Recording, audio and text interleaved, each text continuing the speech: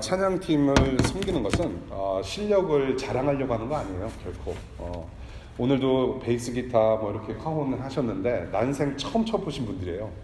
예, 그래갖고 목요일날 밤에 저희 집에 쳐들어와가지고 연습을 그냥 10시 반까지 하다 가셨는데 정말 그 어떤 마음으로 하는 거냐면 감격 때문에 그래요. 예, 하나님께 받은 사랑과 은혜가 너무나도 좋아서 감사해서 그것을 내가 가지고 있는 뭐 얼마 안 되지만 조금 가지고 있는 탤런트로 다시 하나님께 드린다라는 마음으로 하시는 거거든요. 그러니까 뭐 어떤 분들은 그래요.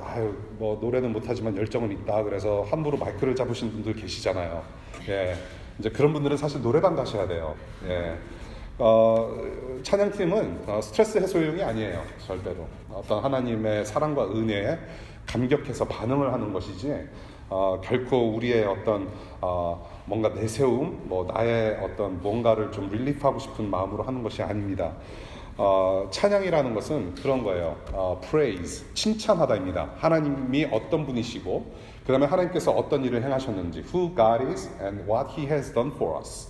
그 두 가지를 성경 말씀의 진리에 근거해서 음악에 실어서 찬양하고 음악이 아니더라도 기도로서 우리는 하나님을 찬양할 수 있고 말로 찬양할 수 있는 것이 바로 찬양이라는 것입니다. 기독교에서 흔히 말하는 찬양.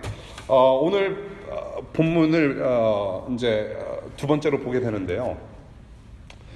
지난주에는 은혜와 평화가 여러분의 있기를 이라는 제목으로 말씀을 우리가 함께 상고했습니다. 그 짧은 1, 2절 말씀 속에 우리는 6가지의 정체성을 나눴죠. 하나님의 뜻 안에 있는 사람들이고 그 다음에 우리는 성도이고 우리는 믿는 신실한 자들이고 그 다음에 은혜와 평강을 누리는 자녀들이다. 그리고 우리는 삼위일체 하나님, 성부, 성자, 성령 하나님의 안에 거하는 그런 복을 누리는 사람들임을 봤습니다. 오늘부터 3주간은 이 바울이 찬양, praise, 하나님을 찬양하는 이유를 가르치는 내용을 앞으로 3주 동안 보게 됩니다. 오늘은 1장 3절부터 6절까지 성부 하나님께서 행하신 일에 우리가 초점을 맞출 것이고요. 그 다음에 우리가 다음 주에 볼 본문은 성자 하나님, 예수 그리스도께서 행하신 일에 초점을 맞출 것입니다. 그리고 마지막으로 성령 하나님께서 하신 일에 초점을 맞춰서 우리가 그 에베소서 1장 내용을 좀 다루게 됩니다. 바울이 찬양하는 이유, 우리에게 행하신 일을 근거로 역시 찬양하고 있는 모습을 오늘 본문에서 보게 돼요. 오늘 본문, 성부 하나님께서 행하신 구원이라고 하는 신령한 복을 찬양하는 그 모습을 우리가 보면서 찬양하는 이유 우리가 같이 보고자 합니다. 우리 성경책 가지고 계신 분들 에베소서 1장 3절부터 6절까지의 말씀 봅니다. 우리 타임 아웃에서 아침 묵상 본문으로 다룬 내용이기도 합니다. 에베소서 1장 3절부터 6절까지의 말씀. 그리고 여러분들 혹시 처음 오신 분들 주보 보시면 아시겠지만 다음 주 말씀 본문이 미리 공지가 됩니다. 여러분들이 한 번이라도 읽고 오셔야 공예배에서 선포되어지는 말씀이 어느 정도 조금 깨달아지고 이해가 되실 거예요. 그래서 이 말씀이 과연 그런 말씀인가 상고하실 수 있는 그런 시간 될 수 있기를 바라요. 에베소서 1장 3절부터 6절까지의 말씀입니다. 우리 주 예수 그리스도의 아버지이신 하나님을 찬양합시다. 하나님께서는 그리스도 안에서 하늘에 속한 온갖 신령한 복을 우리에게 주셨습니다. 하나님은 세상 창조 전에 그리스도 안에서 우리를 택하시고 사랑해 주셔서 하나님 앞에서 거룩하고 흠이 없는 사람이 되게 하셨습니다. 하나님은 하나님의 기뻐하시는 뜻을 따라 예수 그리스도를 통하여 우리를 하나님의 자녀로 삼으시기로 예정하신 것입니다. 그래서 하나님이 하나님의 사랑하시는 아들 안에서 우리에게 거저 주신 하나님의 영광스러운 은혜를 찬미하게 하셨습니다. 주님의 말씀입니다. 기도할게요.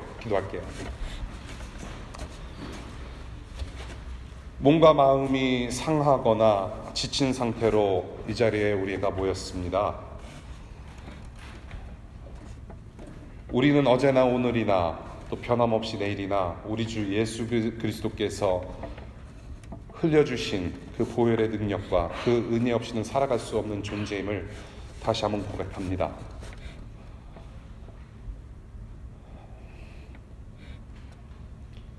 이 시간 우리가 말씀을 눈으로 확인하고 귀로 듣고 들었습니다. 이 세상에서 접할 수 있는 최고의 설교를 지금 우리가 눈으로 읽고 귀로 확인하였는데, 이 말씀이 어떤 말씀인지 성령 하나님 우리 마음속에 풀어서 말씀하여 주시고, 하늘에서 내려주신 그 신령한 복을 우리 모두가 함께 기쁨으로 누리는 이 시간 될 수 있기를 간절히 소망하며 기도합니다. 또한 그러한 삶이 되어질 수 있도록 우리 주님 은혜해 주십시오. 감사하며 예수 그리스도의 이름으로 기도합니다. 아멘. 구원이라고 하는 신령한 복을 내려주신 우리 하나님을 찬미하는 바울의 말씀, 하나님의 말씀. 첫 번째, 오늘 본문에서 볼 수 있는 것은 구원의 주체는 누구이냐라는 것을 볼 수 있습니다. 구원의 주체, the author of salvation. 구원의 주체는 바로 하나님 아버지이시다라는 것을 3절에서 우리에게 가르쳐 줍니다. 하나님을 우리 주 예수 그리스도의 아버지로 표현하고 있습니다. 그 하나님 아버지가 바로 구원의 주체라는 것을 오늘 3절의 말씀에서 가르칩니다. 하나님은 예수 그리스도의 아버지시다라는 설명을 붙입니다. 그것이 바로 우리 아버지다. 우리 하나님 아버지다. 즉 교회, 믿는 사람들, 성도들의 아버지도 또한 하나님이라는 것을 가르쳐주고 있습니다. 우리 하나님 아버지다. 예수 그리스도의 아버지는 곧 하나님이시고 그분이 바로 우리의 하나님 아버지시다. 우리 예수 그리스도께서도 살아생전에 이 땅에서 우리에게 기도를 가르쳐 주셨을 때에도 하늘에 계신 우리 아버지여 이름이 거룩히 여김을 받으시옵소서라는 기도를 가르치셨어요. 여기서 우리 예수께서 사용하신 단어가 있죠. 하늘에 계신 우리 아버지. 제자들과 또한 여러분들, 우리를 동등하게 여겨주셨다라는 말이죠. 예수 그리스도 자신만의 아버지뿐만이 아니라 우리의 아버지가 되신다라는 것을 기도를 통해서 가르쳐 주셨고, 또한 그 하나님을 아버지로 부를 수 있는 은혜를 주셨는데 그것을 실현하신 곳이 바로 예수께서 달려 들어가신 십자가였다라는 것입니다. 우리라는 단어는 한글의 수많은 단어들 중에 가장 아름다운 단어가 아닐까 싶어요. 미국 말이 아니죠. 영어는 영글리시죠. 예, 영국에서 나왔으니까 영글리시죠. 미국 사람들, 미국권, 이 영어를 사용하는 그런 문화권에서는 찾아볼 수 없는 표현들이 한글어권에서는 많이 있죠. 우리 한글에서는 그 중에 아름다운 단어가 바로 우리라는 단어예요. 우리. 저는 제 아내가 결혼해준 남자입니다. 아내가 저를 결혼해줬어요. 예, 함께 살아주고 있습니다. 더러는 저를 사육도 해요. 예, 이렇게 저를 다듬어주고 키워줍니다. 제가 사랑하는 아내를 저는 다른 사람들과 나눈 적이 없어요. 근데 가끔 이렇게 한국말로 제 아내를 표현할 때 어떤 말을 쓰냐면 우리 아내라는 표현을 써요. 제 아내는 제 거예요. She's mine, not yours. 그런데 still 우리 아내라는 표현을 가끔씩 해요. 그것이 한국말의 어떤 특징이 아닌가 싶어요. 또한 여러분들이 어려서 초등학교를 한국에서 나오신 분들 아시죠? 학교 끝나고 방과 후에 우리 집 가자라고 표현을 해요. 그런데 엄밀히 생각해보면은 그것은 여러분들의 집이 아니에요. 여러분들의 부모님께서, 엄마 아빠께서 힘들게 노동하셔서 집세를 내시고 집을 구입하신 부모님 집이에요.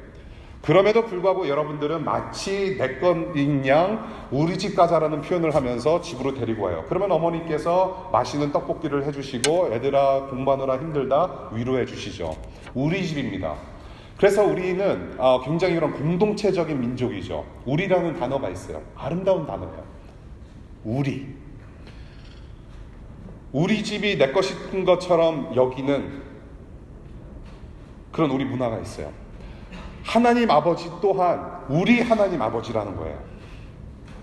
예수 그리스도의 아버지뿐만이 아니라 우리 아버지가 되셨다. 그분이 바로 우리 하나님 아버지신 거예요. 그 하나님은 어떤 하나님이신가? 창조주 하나님이십니다. 그리고 통치자 하나님이시고 독생자 예수를 통해서 하늘의 모든 복을 우리에게 주신 하늘 아버지, the creator, the sustainer, and the savior. 하늘의 온갖 신령한 복을 1장에서는 구체적으로 구원 사역의 모든 디테일로 언급하는 것 같아요. 우리 3절 보면 하나님께서는 그리스도 안에서 하늘에 속한 온갖 신령한 복을 우리에게 주셨다. 어떤 구원의 모든 디테일, 구원을 이루시는 모든 여정, 모든 것을 그 신령한 복으로 이야기를 하는 듯합니다. 이 하늘에서 내려주시는 신령한 복, 우리가 하늘 아버지, 하늘에 계신 우리 아버지라고 얘기를 했을 때 어떤 하늘을 갖다가 지정학적인 표현으로 사용하고 있지 않습니다. 하늘을 마치 우리가 쭉 봤을 때 구름이 있고 거기에는 하나님 나라가 있을 것이고 돌아가신 우리 할아버지도 계실 것이고 그러한 어떤 지정학적인 geographically 표현할 수 있는 그런 지리적인 장소가 아니라는 것이죠. 이 하늘이 말하는 것은, 하늘이라는 말은 하늘이 광대하신 하나님의 세계라는 거예요. 영의 세계. 그 하늘의 영역이 땅에도 임했다라는 것입니다. 하늘의 복이 우리에게 내려왔다는 것은 그 하늘의 영역, 그 광대하신 하나님의 세계가 이 땅에도 임했다. 누구를 통해서? 바로 하늘과 땅의 다리 되시는 예수 그리스도 안에서, 이 예수를 통해서 그 하늘의 신령한 복을 이 땅에서도 저와 여러분들이 누리게 되었다라고 얘기를 해요. 예수 그리스도로 하나님 아버지는 저와 여러분들을 하늘에 속한 자로 두셨다는 겁니다. 신령한 복을 우리에게 주셨다. 하늘에 속한 사람들이다. 바로 구원의 모습이 여기에 있는 거예요. 하늘의 신령한 복을 누리는 사람들, 하늘에 속한 사람들. 따라서 이 구원의 모습, 이 구원의 주체는 누구인가? 바로 우리 하나님이시다. 하나님 아버지시다. 오늘 본문 3절, 4절, 5절, 6절까지 보시게 되면 본문의 주어는 하나님이십니다, 여러분. 하나님은 그 하나님은 우리의 아버지시고 그 하나님은 He is the author of our salvation. 구원이라는 신령한 복을 주신 하나님 아버지시다. 구원은 전적으로 하나님의 소관이다. 구원은 오직 하나님이 주인이시다. 구원은 여러분들이 이룰 수 있는 것이 아니고 여러분들이 만들어가는 것이 아니고 구원은 하나님께 속해 있다. 그 하나님은 누구냐? 하나님 아버지이시다라는 것을 오늘 3절에서 보게 되는 것입니다. 두 번째, 그 구원의 방법은 무엇이냐라고 4절과 5절에서 얘기를 합니다. 구원의 방법, 구원을 이루시는 길은 어떤 길이었는가 봤더니 하나님의 자녀로 삼으셨다는 것이에요. 하나님의 자녀로 삼으셨다. 우리의 하나님 아버지께서 저와 여러분들을 자녀 삼으셨다. 누구를 통해서? 예수 그리스도 안에서 우리를 자녀 삼으셨다. 어떤 자녀인가? 어떤 자녀로 삼으셨는가? 저와 여러분들을 창조하신 거룩하신 하나님께서 저와 여러분들을 거룩하고 흠이 없는 사람으로 자녀로 그렇게 세우셨다라고 본문에서 얘기를 해요. 어떤 자녀냐? 거룩하고 흠이 없는 자녀로. 아담의 불순종으로 말미암아 부패되고 어그러진 이 세상에서 저와 여러분들이 죄인으로 태어나서 거룩하지 못한 상태에 있었다. 흠이 많았다. 그러한 사람들을, 그러한 저와 여러분들을 자녀 삼아 주셨다라는 얘기를 4절과 5절에서 하는 거예요.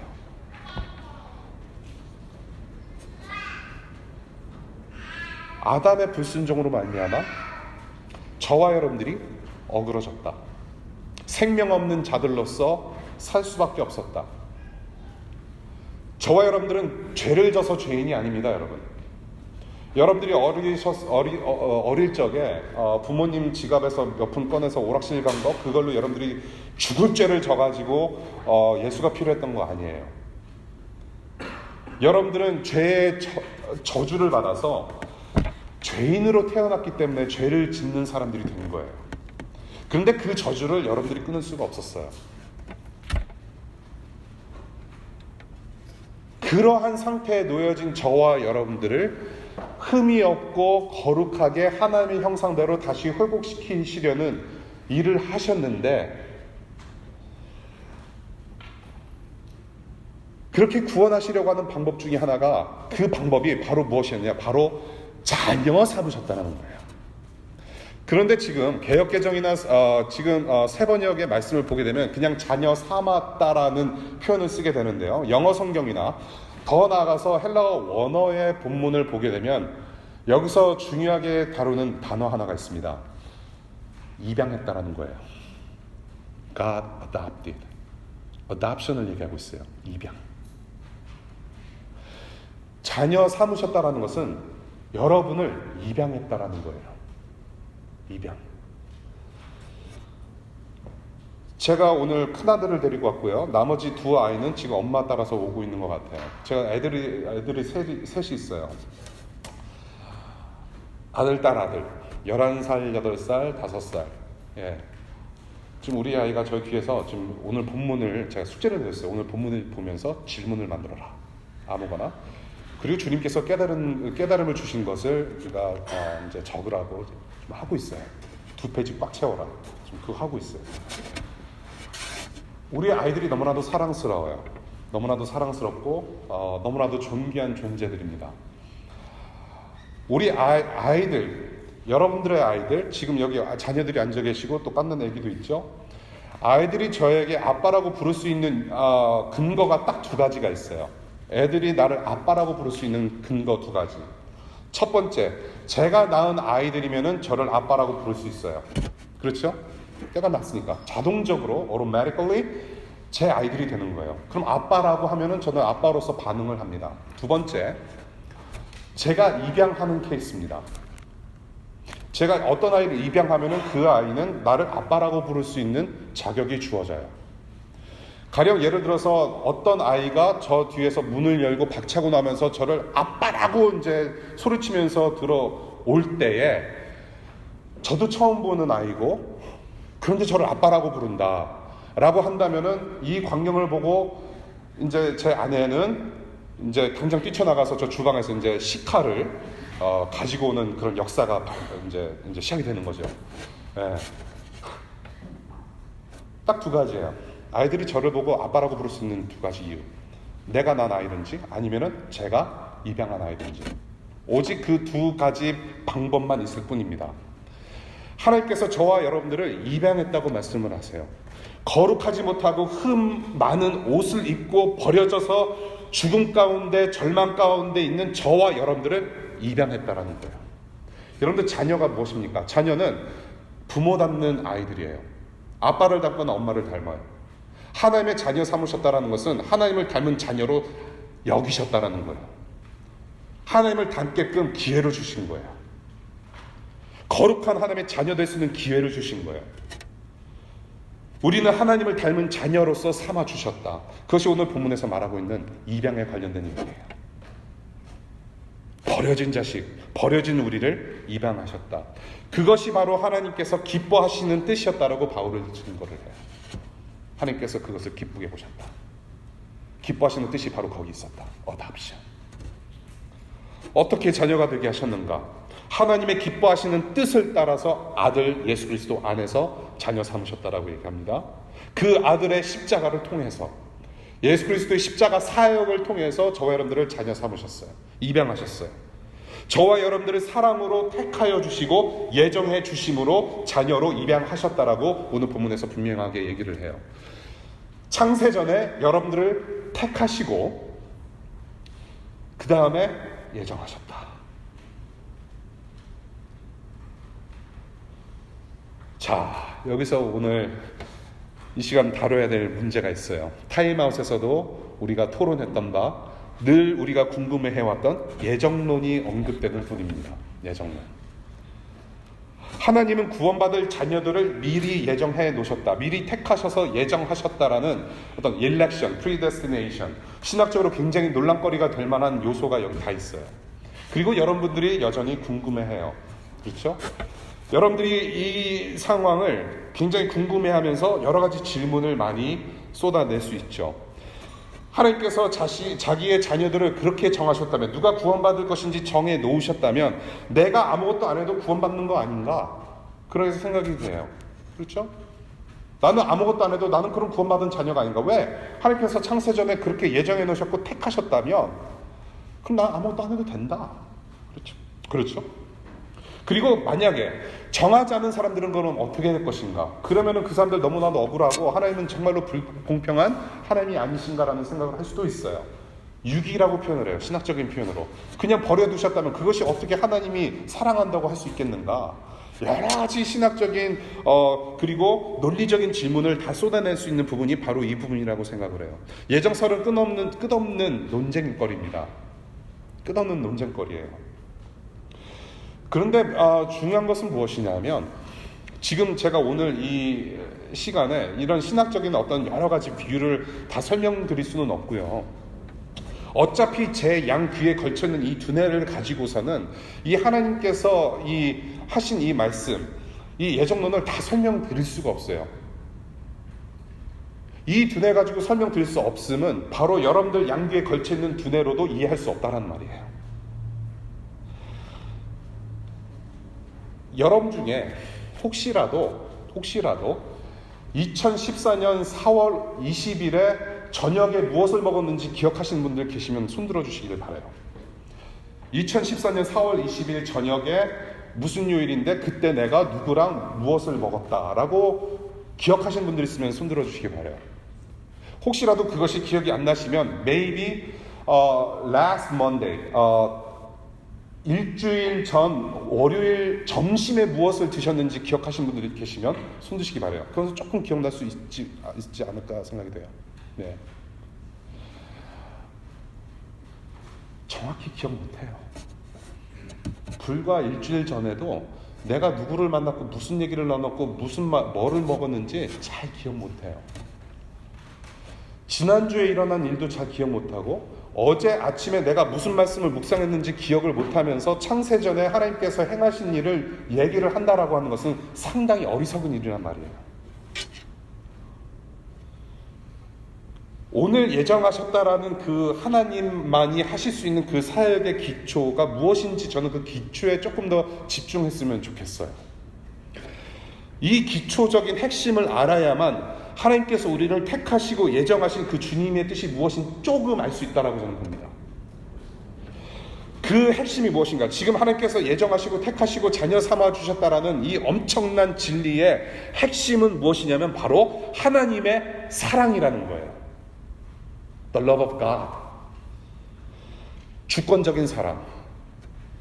은혜로 값없이 내려주신 그 사랑. Sovereign grace.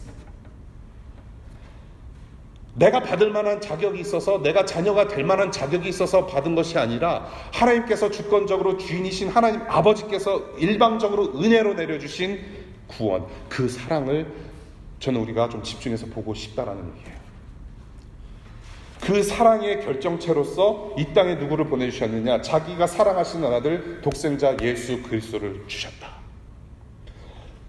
그 예수 그리스도, 이 예수를 통한 사랑,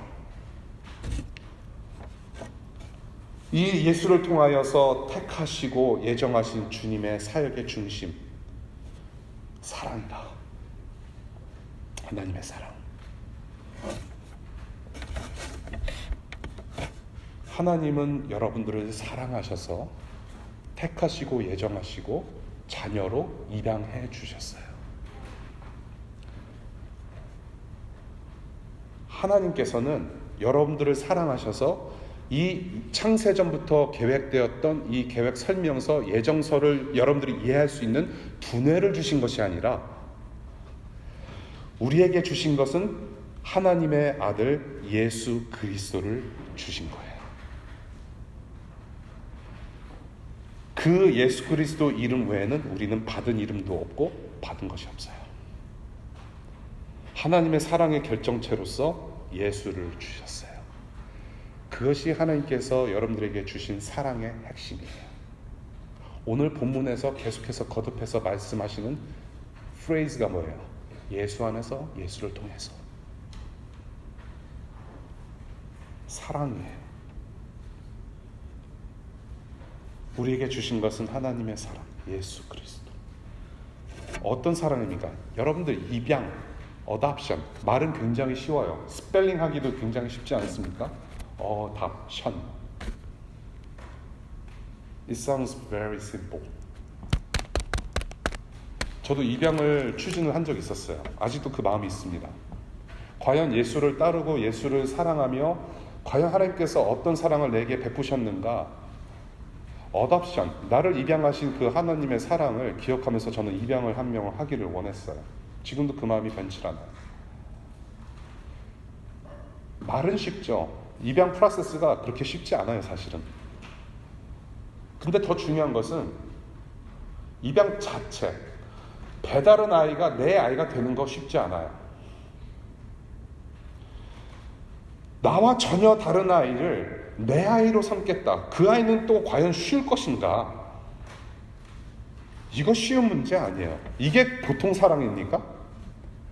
다른 집 아이를 내 아이로 삼겠다라는 게 그게 쉬운 말이에요? 전혀 쉽지 않아요. 예수를 통해서 사랑하신 그 사랑, 그 예수는 지금 어떤 아들입니까? 하나님의 눈에 봤을 때 사랑하시는 아들이에요. 6절, 하나님의 사랑하시는 아들을 통해서 그 예수를 통해서 저에게 구원을 허락하여 주시고 자녀 삼으시는 은혜를 주셨어요. 하나님께서도 사랑하시는 아들을 어떻게 합니까? 십자가에 내몰아요. 입양도 쉽지 않고, 그런데 하나님께서 그런 사랑을 허락하셨어요. 어떻게? 자기가 사랑하는 아들을 내어 죽임까지 사랑하셨어요. 십자가에서 죽어야 우리가 자녀되는 그 아들의 비극 자체를 기쁨으로 여기신 그 큰 사랑이 바로 하나님께서 우리에게 보여주신 구원의 방법이었어요. 내 사랑, 6절 다시 볼게요. 하나님의 사랑하시는 아들 안에서 내 아들을 십자가에 못 박혀 죽기까지, 못 박아 죽여버리기까지 I love you.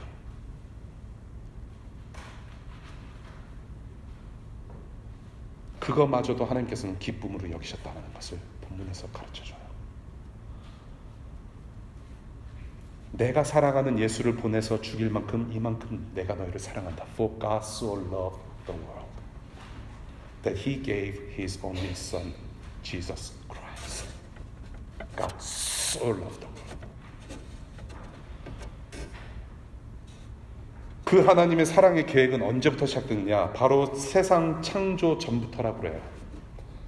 세상 창조 전부터 그렇게 하나님께서는 설계하셨다.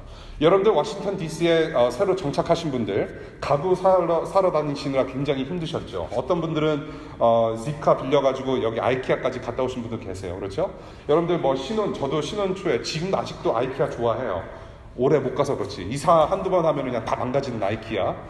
제가 너무 대놓고 지금 녹음을 해버리고 있습니다. 이거 신뢰되는, 스웨덴 그 경제 사정에 굉장히 폐가 되는 지금 경제적인 발언을 하고 있는데, 아무튼 아이키아 굉장히 좋아요. 싸고 조립하기 쉬워요. 그런데 조립하기 쉬울지라도 여러분들이 설계도를 그대로 도면 따라 하지 않으면 망해요. 박은 못 빼요. 그게 지금 저희 집에 한둘이 아니에요. 한번 해봤으니까 대충 보면 알아. 그런데 그거 아니에요. 도면 보고 해야 바닥이 되고 위에가 되는 거예요. 하나님께서 설계를 하셨어요. 계획을 하셨다. 자녀 삼으시기로 계획하셨다. 우리를 사랑하신 그 사랑은 그 사랑이 갑자기 막 그렇게 폭발해서 나온 게 아니에요. 계획에 있으셨어요. 하나님께서 우리를 사랑하셨다. 어떻게? 예수 그리스도의 복음을, 예수 그리스도께서 우리 십자가에서 죽으심을 우리에게 사랑을 확장하셨다. 그러면 전에는 우리를 사랑하신 것이 아니고 버려두셨는데, 갑자기 사랑하는 마음이 들어서 탕자를 좀 끌어안고 싶어서 예수님을 보내셔서 죽이심으로 그 사랑을 확정하셨구나.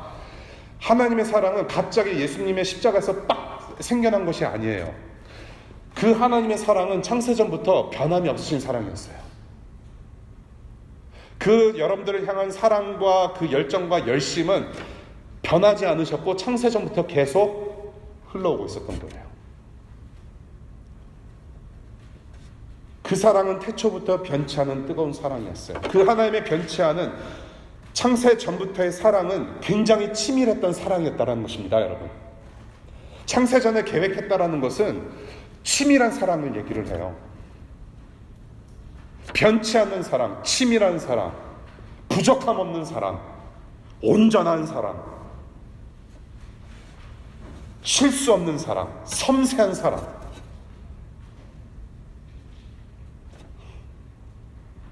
말로 다 표현할 수 없는 사랑. 그리고 그 사랑이 없으면 택함은 있을 수가 없어요, 여러분. 하나님께서 창세전에 여러분들을 택하셨다? 지금 예정론을 갖다가 신학적으로 따질 문제가 아니라 그 치밀한 사랑이 과연 도대체 어떤 사랑인가? 여러분도 한번 생각해 보실 수 있기를 바라요. 사랑이 없으면 택함은 없어요. 그 엄청난 사랑, 그리고 그 사랑으로 하나님의 자녀로 입양해 주시는 그 하나님의 구원,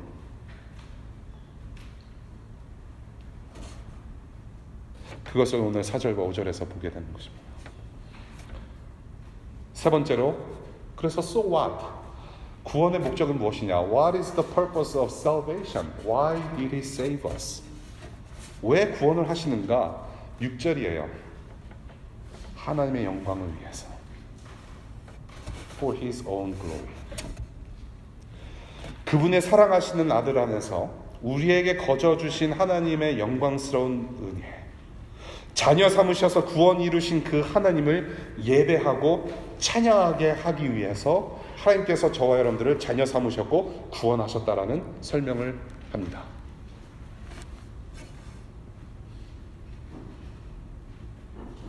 하나님의 영광을 위해서 거저 주셨다라는 표현을 써요.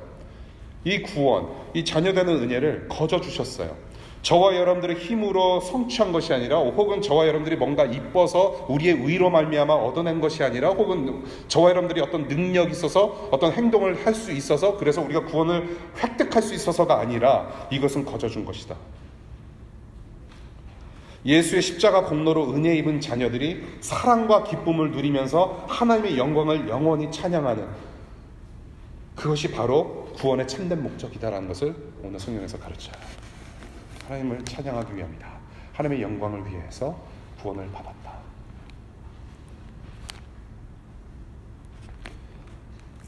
이 구원의 참된 목적은 다른 말로 표현하면 하나님께서 이 세상을, 여러분을 창조하신 목적이 회복된 것이다라고 보는 거예요. 하나님께서 여러분들을 창조하신 목적이 restore 되는 거예요. 이것을 조금 더 풀어서 설명을 해드릴게요. 자, 이 지금 6절의 본문을 그냥 보면은, 그러면은 계속 찬양하면서 노래를 하면서 다녀야 되는 것인가? 그렇게 우리 구원의 목적이 거기 있으니까 내가 힘들고 막 지치고 쓰러지고 내가 음치더라도, 내가 지금 직장 생활을 하면서 또 개맨 도서관에서 지금 페이퍼 쓰고 있는데도 주님이 이름을 찬양하는 것이 구원의 목적이라고 했으니 내가 노래를 불러야 되는구나. 은혜 아니면 살아갈 수가 없네. Yeah, boss, here I am. 그런 말 하고 있는 게 아니에요. 뭔가를 하라고 요구하고 있는 것이 아니에요. 지금 언뜻 보기에는 참매하게 하려 함이라, 예배하게 하려 함이라 라고 되어 있지만은, 이것을 제가 간단히 좀 설명을 드릴게요. 어제도 동일하게 그런 아주 아름다운 사건이 발생했어요. 제가 타임아웃 갔다 오고 나서 집에 이제 문 따고 들어가는데요. 짐 들고 문 따고 들어가기 전에 제 큰아들이 전화를 한 10통을 했어요. 10통을 하는데 안 받아요. 왜 안 받느냐? 지금 우리 교우들 라이드를 줘야 되니까 내비게이션을 틀어야 되거든요. 내비게이션을 틀고 제가 전화를 받으면 놓쳐버려요. 다음에 어디서 꺾어서 들어가든지 놓쳐버리기 때문에 계속 리젝트했어요. 미안해. 어쩔 수가 없어요. 제 프라이어리티는 운전하고 있는 것이었고 내비게이션을 봐야 돼요. GPS를 찍고 가는 과정이었기 때문에. 그래서 계속 리젝트를 해요. 그러면서 메시지가 또 계속 떠요. 문자 메시지. Daddy, where are you? When are you coming home? 계속 물어봐요. 계속 리젝트. 그러고 나서 달려 들어갔어요. 달려 들어갔는데 애들이 3명이서 9시 반에 이제 잠자리에 들어야 되는 시간에 애들이 빤스 바람으로 뛰쳐나온 거예요. 데디! 하면서 뛰쳐나와요. 빤스 바람으로. That moment.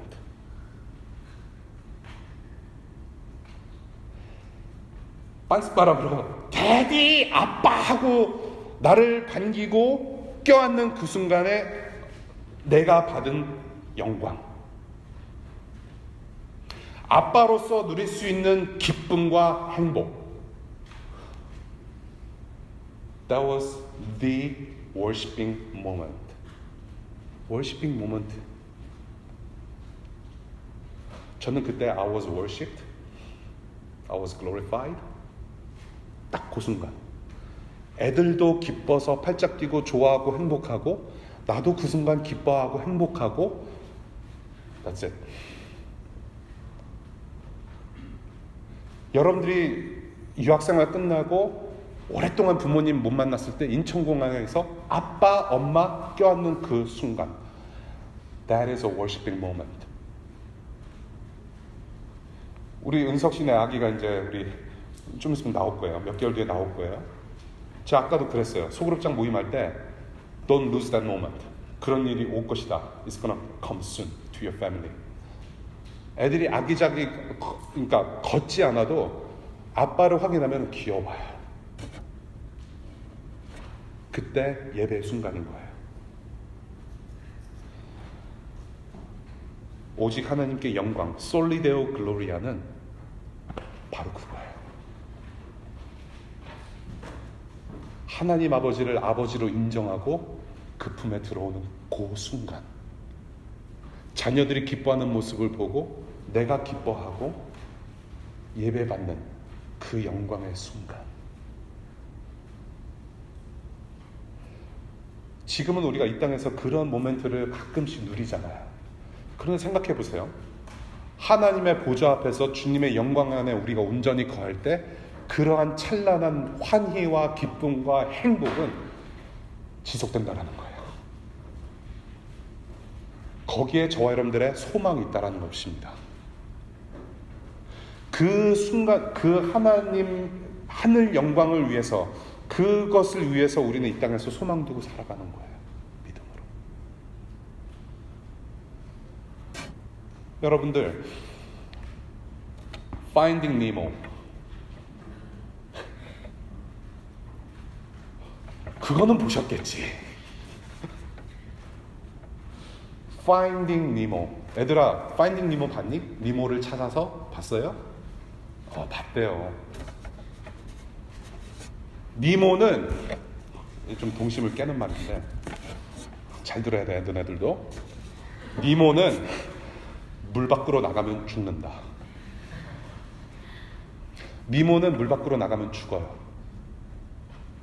왜? 니모는 물고기니까. 어항 안에 물고기는 어항 밖에서 살면 죽어요. 저 아름다운 세상, 이 어항을 나가서 저 아름다운 세상에서 살 거야. 무슨 뭐 달팽이 노래 하듯이 저 넓은 세상을 향해서 그래서 휘우 하고서 나가버려요. 그러면은 어떻게 될까요? 한 5시간 후에 저 요단강 건넌 그 물고기 이제 장례를 치러야 돼요. 물고기는 어항이나 물 밖으로 나가면 죽어요. 그것은 참 자유가 아닙니다. 나 자유 얻었네, 너 자유 얻었네. 우리가 자유를 누린다라는 것은 우리가 마음대로 할 수 있다라는 그 자유를 얘기하고 있는 거 아니에요. 뭐든지 내가 생각하는 거, 내가 정욕대로, 내 소욕대로 할 수 있는 거 다 하는 것이 자유가 아닙니다, 여러분. 하나님께서 만드신 창조물, 피조물들의 참 자유는 어디에 있냐면 하나님의 품 안에 있을 때 참 자유가 있는 거예요. 그런데 아담이 그렇게 뛰쳐나간 거예요. 물 밖으로 나갔어요. 니모는 물 밖에 나가면 죽어요. 저와 여러분들은 그래서 생명이신 하나님 품 밖에 나가버렸기 때문에 그래서 우리에게는 죽음이란 것이 찾아온 거예요. 가장 안전한 곳은 창조주 하나님 안에 있는 겁니다. 왜? 하나님께서 우리를 만드셨기 때문에. He knows what to do with us. 아버지 품이 가장 안전합니다. 아버지 품에 거기에 기쁨이 있고 행복이 있어요. 그리고 이것을 우리가 가득히 누리면서 하나님의 영광을 찬양하면서 영생하는 것이 바로 자녀의 모습이고 거기에 바로 구원의 목적이 있다는 거예요. 그것을 하나님께서 영광 받으시는 거예요. 창세기 1장 2절에 하나님께서 영광 받으시는 모습이 바로 거기 있습니다. 모든 창조물들이 제각기 펑션하고 기능하면서 그 하나님의 기쁨을 함께 누리고 아담과 하와가 함께 누리면서 살아가는 그 하나님 나라, 그 하나님 나라, 그것이 우리가 누릴 수 있는 하나님의 영광이고 아버지와 누리는 영광입니다. 제가 이럴 줄 알았습니다. 시간이 넘어갔어요. 그래도 해야 될 말을 해야 돼요. 첫 번째, 구원의 주체 하나님 아버지다. 두 번째, 구원의 방법 하나님의 자녀다. 세 번째, 구원의 목적은 하나님의 영광이다. 함께 누리는 하나님의 영광. 마지막으로 저는 보고 싶은 부분이 있어요. 자, 이것이 굉장히 중요해요. 지금 이 얘기를 하고 싶어서 여기까지 달려온 거예요. 지금 앞으로 이제 2시간 반 동안 이 핵심 포인트를 제가 말씀을 드릴 터이니까 이것을 받아 적어 가셔야 돼요. 자, 3절부터 6절까지 지금 여러분들 동사를 보십시오. Look at the verbs. 동사를 보십시오. 동사 모두가 지금 다 과거형으로 되어 있습니다. Past tense. 주셨다, 여러분을 택하셨다, 사랑해 주셨다, 되게 하셨다, 예정하셨다, 찬미하게 하셨다. 뭐예요? 다 과거형이에요. Past tense. Already done. It is finished. That's what Christ said on the cross. It is finished. All done. It is over.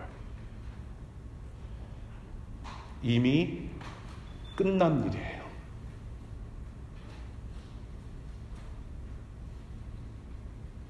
하나님께서 이미 이거를 십자가에서 다 이루신 일이에요. 지금 누구 안에서 지금 반복하고 있죠. 반복되는 말도 받아요. 예수. 예수 안에서 이 모든 일이 done. Already. 자, 여러분들께 질문을 드립니다. 예수 그리스도를 믿으면 이러한 구원 사건이 발생을 해서 내가 무엇을 받고 무엇이 되는 것이 아니라는 말이에요. 내가 예수를 믿어서 구원을 받고 예수를 믿어서 자녀가 된 것이 아니라 이미 예수께서 나를 받아주셨다. 이미 하나님 아버지께서 예수를 통해서 이루셨다라는 사실입니다. 저와 여러분들이 하나님을 영접해서 구원받은 것이 아니라 하나님께서 저와 여러분들을 먼저 영접해 주셨기 때문에 구원받은 거예요. 그거 하나 잊지 마시기 바라요, 여러분들. 영접기도 했기 때문에 내가 예수 믿고 구원받은 것이 아니에요. Because God accepted you first. 흠이 많고 거룩하지 않은 저와 여러분들을 일방적으로 이미 받아주셨다는 겁니다.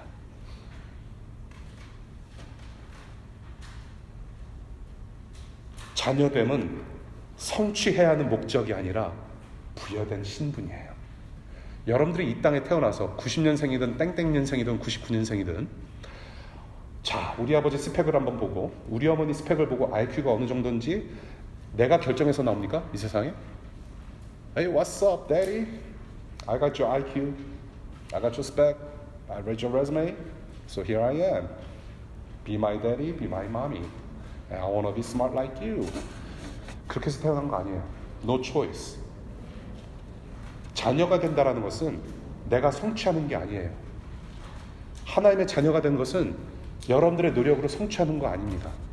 신분으로 부여받은 거예요. 선물로. 이것이 바로 기독교와 일반 종교의 차이입니다. 구원을 내가 이루려고 하는 것이 아니라 나를 하나님께서 먼저 받아주셨다. 그래서 저와 여러분들에게 던지는 숙제는 뭐냐? 바로 믿음이 요구가 되는 거예요. 이것을 알고 인식하고 이렇게 자녀가 될 수 있는 것은 믿음이라는 통로밖에 없어요. 이 믿음의 통로는 역시 저와 여러분들이 만들어낼 수 있는 것이 아니에요. 하나님께서 활짝 믿음의 통로를 열어주시기를 이 시간 간절히 축복합니다. 두 번째, 감사 찬송으로 이어져야 돼요. 이미 예수 그리스도를 구원자로 주인으로 받아들이시고 예수를 따르시는 저와 여러분들, 감사 찬송이 끊이지 않기를 바랍니다. 이 복음의 소식, 이 자녀됨의 구원, 이것이 저와 여러분들의 감사 찬송으로 매일 매순간 이어지기를 바라요. 오늘 본문, 감옥에서 지금 바울이 찬양을 하고 있습니다. 제가 전에도 말씀드렸지만 3절부터 14절까지는 one long sentence로 되어 있어요. 한 문장으로 되어 있습니다. 지금 감옥에 갇힌 사람이 지금 한 문장으로 하나님을 찬양하는 기도를 하고 있어요. 이 지금 에베소서는 거의 기도에 가까운 내용이에요. 지금 기도를 하는 중에 기도로 찬양을 하고 있어요. 그런데 엄청난 진리를 풍성하게 꺼내면서 지금 찬양을 하고 있어요. 감격하는 모습이 있습니다. 하나님을 찬양해요. 찬양하면서 기도를 합니다. 저와 여러분들이 잊고 살고 있는 게 무엇인가요? 여러분들 기도하면서 뭐를 잊고 있는가요? 혹시 감사 찬송이 잊혀지는 그런 신앙생활을 하고 있지 않은지 좀 되돌이켜볼 생각을 한다고 생각해요. 여러분들 기도하면서 주로 어떤 기도합니까? 다 쏟아내잖아요. 힘든 거, 내가 성취해야 되는 어떤 길들, 도움 달라고 요청을 하지 않습니까? 물론 좋아요. 뭐든지 하나님께 말씀을 드려야 돼요. 그것이 자녀됨의 또 어떤 모습이죠. 그런데 덜어는 우리가 하나님을 찬양하는 것을 잊어요. 하나님이 어떤 분이신지를 잊고 살아요. 그래서 하나님의 어떤 하신 일들을 망각하면서 신앙생활을 할 때가 많다라는 얘기죠. 더 제가 말씀드리지 않을게요. 내가 원하는 기도와 감사 찬송의 기도, 과연 우리는 어떻게 밸런스 아웃하고 있는가? 정말로 내가 예수님을 믿는 사람이라고 하는데 정말로 내 기도 생활이 너무 뻔한 기도하는 거 아닌가? 다시 되돌이켜 볼 수 있기를 바라요. 여러분들의 구원을 누가 이루셨습니까? 그리고 어떻게 이루셨습니까? 그리고 그 구원의 목적에 부합하는 삶을 살아가도록 정말로 성령 하나님께 간구하고 있는지 돌이켜볼 문제라는 것이죠. 믿음의 근본이 드러난 기도 생활. 하나님을 찬양합시다라는 말씀으로 제목으로 말씀 나눴어요. 그냥 한 가지만 말씀드리고 끝날게요.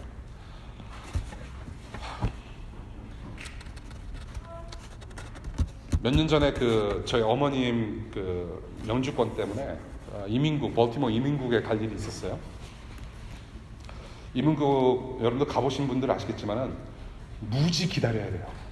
전화도 그렇잖아요. 우리 아시잖아요. 우리 OPT 그것 때문에 그거 하루 전화 맨날 그 쇼핑몰 노래 있잖아요. 똑같은 노래. 진짜 노래라도 좀 바꿔주면은 좀 홀달 맛이 나는데 노래도 똑같아. 어제 전화하고 끊었는데 또 똑같은 노래 나와요. 이민국 가서도 이제 앉아서 기다리는 시간이 길어요. 그런데 제 앞에 누가 앉았냐면은 백인 분들인데, 백인 부부인데, 젊은 부부인데, 제가 볼 때는 아프리카에서 온 아이 같아요. 한 서너 살 정도 되는 아이인데, 소아마비를 굉장히 심하게 앓고 있는 아이 같아요. 굉장히 기뻐하면서 막 뛰어노는데, 걷고 뛰는 것이 굉장히 불편해 보여요. 다리를 너무 쩔뚝거려요. 근데 이 아이를 보니까는 입양을 하는 거더라고요. 백인 가정이 흑인 아이, 그것도 지체적으로 좀 이렇게 불편한 아이를 입양을 해온 거예요. 그래서 이민국에 온 거겠죠. 이 아이의 영주권과 시민권 어떻게 프로세스를 하려고. 그래서 가족으로 좀 정식으로 맡기 위해서 이민국에 왔던 거예요. 입양 쉽습니까? 지체장애 있는 나랑 피부 색깔도 다른 아이를 입양해서 자녀 삼을 수 있어요? 저는 그 모습을 보고 엄청난 거예요. 이야, 대단하다. 하나님의 사랑을 좀 느낀 거죠. 사람도 저렇게 사랑할 수가 있는 거구나. 인종을 초월해서 어떤 피지컬 스테러스를 초월해서. 근데 그 부모의 모습을 보면요, 행복해요. 기대감 충만해요. 그렇게 쩔뚝거리는 아이를 보면서도 기뻐하고 즐거워해요. 지금도 아직도 그렇게 좀 잘 살고 있으면 좋겠어요.